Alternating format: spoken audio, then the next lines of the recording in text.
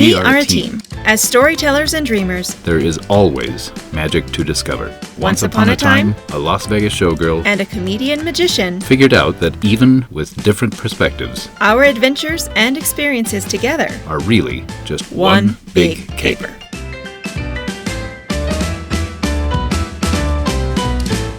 You had a rule, and you broke it. Going back to that. Okay. Yes, I had a strict rule, and for good reason. Okay. Good advice that I got a long time ago, that I've been pretty responsible up until a few years ago, mind you, but the saying goes, and this is one of those old sayings, but using an alternative word, it is "don't poop where you eat," which means don't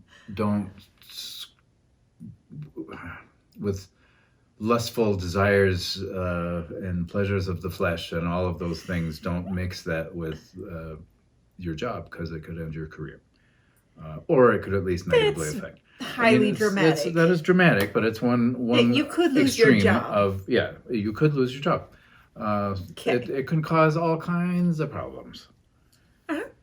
And that Absolutely. is the basis of the subject of this episode, which was also requested as a subject. Yep. Yeah. So thanks for that, and keep those Yes. requests coming in, or whatever. But the It's a inspiration is long nice. list, but we're excited to tackle it. Yeah. Dating in the workplace. Dating in the workplace. Dating in the theater. Dating anyone that you are working or playing with. Yeah. It's worth noting, because of our experiences in our careers. We are familiar with the idea that perceptions by non-theater entertainment industry people are that those rules are looser in the entertainment industry. Do you think? I think that there's a broad perception that love is a little freer in theater. It's not as different as I think a lot of people might believe. In theater. Or do you disagree? I kind of disagree. Okay. I've seen both. I've been in corporate environments. I worked as a graphic designer in a huge national sports retailer in the marketing department. And I've also worked in small boutique firms, and I've worked in a huge cast backstage, and I've worked with small casts backstage. Same issues, different faces, exact same things. Yeah. Workplace romances can cause drama. Period. Especially if it's the types, if it's, now I'm going to sound a little sexist when I say this, but there are certain males that perpetuated certain stereotypes in different shows, and they would be the womanizers. I mean, I've been told by many men dancers that they got into dance for the pretty girls. So there's that.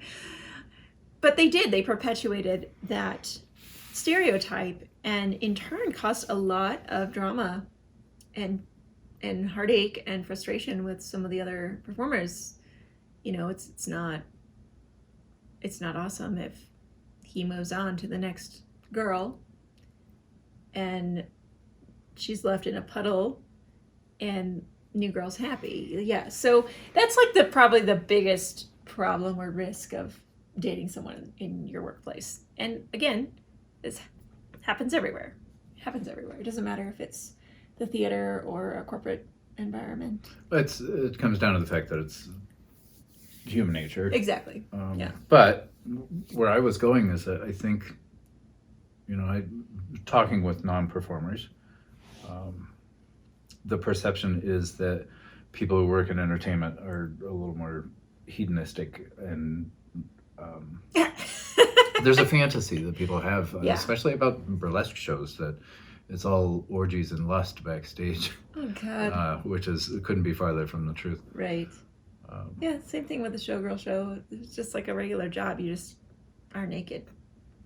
It seems 90% of the time. it seems weird, and I understand that it seems weird. And there, certainly a time before I was involved in any of this that I would have been very entertained by topics like this, or by hearing from people who had the experience. Gosh, if you told me when I was 16, 17 years old, I was performing already, but if you told me that as a grown-up I would end up doing almost 3,000 burlesque shows, I probably would have had to have you define burlesque. But, but yeah, I would have been beside myself to know that was in my future. Yeah. So back to the subject, romances in the workplace.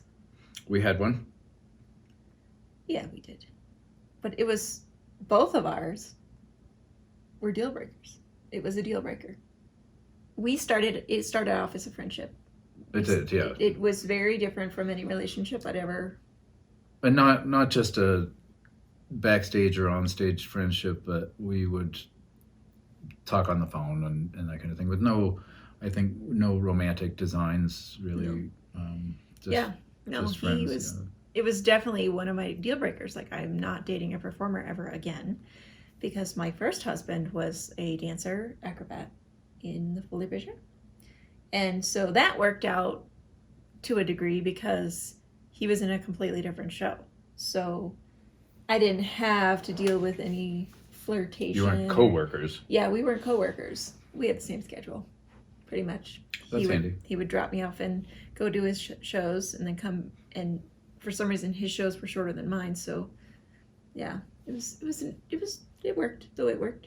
But when that went south, and this was at a time when Vegas performers were, the shows started becoming silos, their own silos, instead of 20 years earlier when everyone knew someone in different shows, and so there was a lot more ability to have gossip happening. And I actually experienced that when the divorce happened, and it was very uncomfortable because a girl in my show, her husband worked in the same show that he did, and there was a lot of, it was difficult for a while, and then it stopped being difficult. But that was when I made the decision, the agreement with myself, that I wasn't ever going to date a performer. And then you came along and you just had to ruin that. Well, you ruined it for me too. Okay. Good. Ruin's a bad choice of words, because I think my life is so much better that I get to have you in it. Thanks. Yes. Thank you. But sometimes, basically, the moral of that story is sometimes we make agreements that it might not make sense to our future selves. How's that? Interestingly, we still work together, and not just as performers. We work together on most things. Yeah. Things that I'm trying to do, whether it's with my business, my website, whatever. Athena helps me with that, and we have been crafting costume pieces together. So I wouldn't say it's necessarily a business, but it's certainly working together. It's definitely working together. It's co-creating. We're Yeah. creating art together. Yeah. So I think the working together is a big part of our relationship. One thing that still strikes me, even though we've been together 5 years, 6 years, is how we came together. And then the little parts of our idiosyncrasies fit together. For example, when we first started having a friendship, we would talk a lot about art and creating and making things. And I remember when he told me, oh, my favorite media is coat hangers. And I was like, what? My favorite media used to be paper, and then it turned into fabrics and feathers and rhinestones. And I was like, who is this weirdo? Maybe I should run. But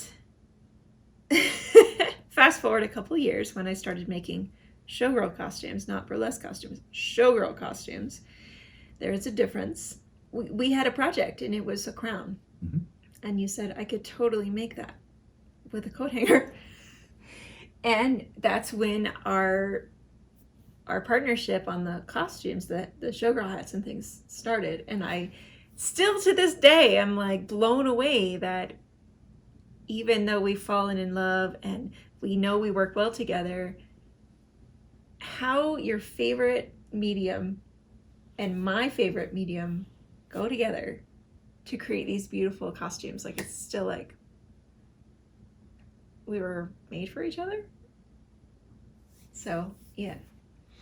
That's cute. It is cute. I agree. I don't know. There's a lot of mysteries that we allowed to present themselves. Mm-hmm.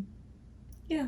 It's the adventure that we basically declared we were going on an adventure together, and it's just this long, continuous string of adventures.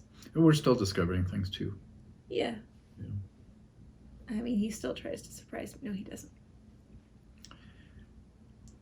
So I'm left often to guess what people want to know from us and our personal experiences, as opposed to us, just delivering some kind of textbook, here's why office romances work, or here's why they don't work, here's why you should or should not. How do we make it work? Do you want to? I think people want to know, like, if you're out there and you're even considering this, both of us are inclined to say, run away, don't do it. Yeah. But you Still. can't really, the heart wants what the heart wants, as the saying goes. Oh, yeah. Yeah, we felt that. So, Yeah. I don't know that we necessarily planned any kind of exit strategy if we were going to run off together into the sunset holding hands. But What if we didn't? I can tell you that in the environment where we met each other and worked together on stage and backstage, we had projects outside of that venue also that were unaffected by our romance. But that one was affected by our romance. And some people got upset. Yeah. People did get upset. But it's my fault. I don't know. I take full don't know. responsibility for it. I don't know. Guaranteed. We could ask every person backstage that was upset. Felix and I are very sensitive to feelings, and not necessarily to each other's, but we can feel a room. That's part of our superpowers, I think. You can call us empaths. I definitely identify as an empath. I don't know if this guy who is anti-psychics identifies as an empath. However, we could feel, you could cut it with a knife when we walked in. When we came out as There's a a couple, record scratch when the door opened. we felt it. We absolutely felt it. I felt the daggers. He felt the rotten tomatoes. We felt it all. And I don't blame anyone for that. Like I said, I take full responsibility for it because Gazella kind of painted a picture of herself. True. That's what it was. Yeah. So Athena had an alternate ego, a different name, tradition in burlesque, for safety's sake as much as anything Yes. else. And very often, every night, Athena would hold court in the dressing room and tell fantastic tales of exploits for the sake of horror and entertainment. They were hilarious. Yeah. Come on. So she painted a picture of her own personality that This alter ego, Gazella. was not completely you. Right. And you did. A lot of our fellow performers did not know that. They knew Gazella. No one really knew my first name, which is fine. They learned it in time. They really loved Felix. And Felix is a very sensitive, loving person. And enter Gazella, who was pretty much going through men. I'll take that back. I was going through boys. It was my boy phase. And I would tell these fantastic stories in the dressing room and share photographic evidence of such escapades. Sexting was a thing. Yeah. Okay. Yeah. Makes him uncomfortable. So I take full responsibility for that there were some upset people, mostly that they were afraid for you and your poor little heart. That's part of I it. was going to eat you alive. I'm that sure was part of it. that's part of it. That is part of it not all also of it. is that we, while trying to understand what was happening, we were discreet. And so a lot of the awareness that we were in items, I'm a private person. Yeah, you are. I don't discuss my personal affairs, even with people I've worked with for 10 years. We've been trying to do this podcast for 2 years. I'm discreet. Because he is a very private person. I'm private. I'm opening myself up a little bit, even by doing this project. People who knew me were all of a sudden faced with whether or not they actually knew me. It's one of the inherent problems of what I do for a living is that the title of magician means liar to most people, and all of a sudden they were questioning whether or not they could believe anything I'd ever told them. It was blindsiding for a lot of people, particularly for more than one individual who I naively did not know had some kind of crush or design on me or something like that. And I get it. I totally, absolutely understand. I'm naive, or I don't pick up signals, I guess, like that or something. I don't know. It's just I was not aware. So there was I guess a casualty or two. There were two people who were furious about our union. Yeah. And I think that nobody expected it to last under all of these circumstances. So they're probably puzzled to see that we are not only strong, but in the strongest relationship that I've experienced. So me too. Yeah, it's a beautiful thing. Yeah. Yeah. I don't think I have anything to top it. It was a strict rule for me. Yeah. And I can't say, well, all right, I take that back. Even in burlesque, I have seen coworker romances go horribly south, and it affected the environment for everybody in the venue, in the show. Yep. So I have seen that go poorly. Yeah, and then our last episode we talked about the etiquette and no displays of public affection. It could offend people.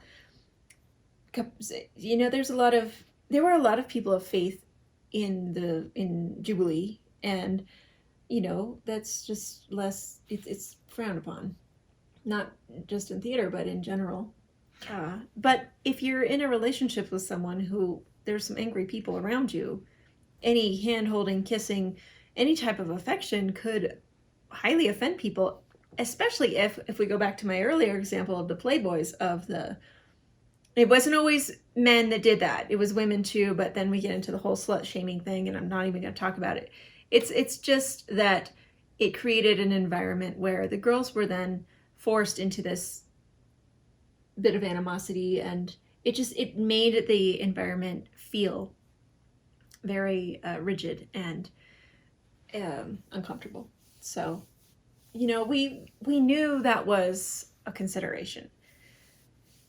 I wasn't worried about it because I knew that if it didn't go well, that I could either quit performing or move on. So for me, that it was fine. For you, it was a lot more because it was your home. So for me, it was just like, I'll just move on. In that particular show, well, in that venue, I think I produced several shows in that venue. The shows changed over the 13 years that I was there. There were new shows, come and go shows, traveling shows that would book me to be a local variety act within, a show that travels the country. I could probably count how many different shows I was in that, but not the amount of times I was in those shows, if that makes sense. Thousands. But it was an important venue, and it was it added a lot of impact, I suppose, for me to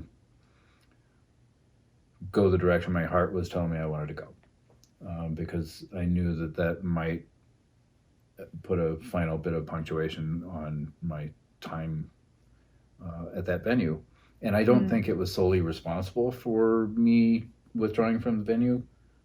I did get another contract that was going to prevent me from being able to perform there anywhere near as frequently, at least. But it was just time, and it's an important venue. So I haven't really thought about it before. But like, if I didn't have another contract on the line or whatever, would I have quit? Probably still, yeah. Okay. Well, yeah, because you were talking about exit strategy. That's what I thought. To me, didn't- meant exit strategy. Like, okay, well, what happens to this I was trying to career take I've built? our experience and look at it in retrospect to be able to give somebody advice if they're considering entertaining the idea of a inter-office romance. Yeah, it's hard. I just it felt right. Like there was a hug. We celebrate the day. We celebrate the day. There was a hug, and that was before there was any even desire or anything. There was a specific hug, and like I'm a very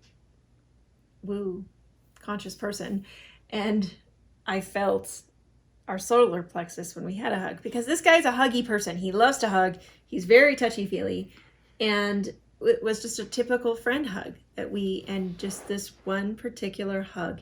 It was he was coming in for the next show. I was leaving from the first show, and I felt our solar plexus do this thing, and come to find out he felt it too. So I was very curious. I didn't freak out and I didn't jump on anything, but I was just like, well, that was interesting. And we just kept talking, and I'm just like, I don't know what's going on here, but something is happening. That happens for people when they fall in love. That just is something. I can't tell you if this is going to be the person or not, but I've gone through 2 other long-term relationships. One was my first love. The second was my children, the father of my children. And I'm just like, I was at this point where I was done with the boys and I was just ready to change teams. So that's where I was, you remember, but I can't, like you said, we can't give advice. We could just say what happened to us. I just think we are matched in so many different ways, not even just our favorite media to create with, but our work ethic and our ideas about life mostly, and the kind of lifestyle that we want to have, and we match. So I think that bottom line is checking values and doing a deep dive, and rules of engagement, which will be our next episode. Yep. You got to set up rules and have very clear conversations. But that's probably a whole other episode. So Yep, it is. Yeah, it was a good one. Let's do a juicy bit. Okay. That was going to be my juicy bit, but then I'm changing the juicy bit. Oh, a bonus juicy bit. Yeah. So Let's hear it. the story of the hug was never shared publicly. No. Yeah. Thank you for being part of that. Okay, so the juicy bit is this. This guy's a touchy-feely person. And we were getting ready for a very important show at this venue with friends that we perform with all the time. And there's a certain bit of trust between all friends. And it was a very stressful show because there was a number we were going to debut together. It was the very first time we were performing together. So there was a high level of nerves, not between us, but individually, because we wanted to play our parts very well. And I happened to be sitting in a chair in the green room ready to just preparing myself, mentally preparing myself. Not only do I physically prepare my body to do a performance, but I have to mentally be there as well and bring on the full power of Gazella or Athena, whoever comes on stage. So I was sitting there, centering, grounding, and I can kind of hear what's going on around me, and I see Felix coming this way and another performer, female, coming this way. And there's a hug. Like I said, this guy loves to hug. We were hugging before, we were friends, and just the dude loves to hug. So I see this hug happen in front of me, and it just happened to happen at eye level. So I'm sitting there and the hug is happening, and my love's hand is going further and further down the back of this person, to a point at which I was like, there's a line there. I think he knows the line, but maybe he doesn't. Nope, he doesn't know the line. And that line was crossed with his hand, and I was furious. And it took a lot to not bring it up before the number, to not bring it up in the house, and to wait until we got home. Until we had a podcast. To talk about what just happened. I am not a jealous person. I used to be. But it definitely triggered this, like, right in front of me. But knowing how naive this guy is when it comes to the opposite sex, it's adorable. It was just a thing that we had to have a discussion about, and he had to come to terms with, like, oh, did I screw up? Oh, I might have screwed up. But that's why there are rules of engagement, right? There have to be clear communication, clear rules. Yeah, so I do not fault this person for that hug at all. At all. I love you. I love you. As always, we want you to keep sending us your questions, suggestions, observations. Just interact with us. That's really what helps us keep going and validates this effort that we're doing. Thank you for watching. We will see you at the next episode. Thanks for listening. We can't keep doing this without you. Give us just a little bit of your time by subscribing, sharing, rating, or talking about One Big Caper with someone else. We truly appreciate your support. We want to hear your stories. Visit onebigcaper.com to get to know us even more. This episode of One Big Caper was published in 2022. All rights to broadcast in whole or in part are the property of Gazellas Productions, LLC.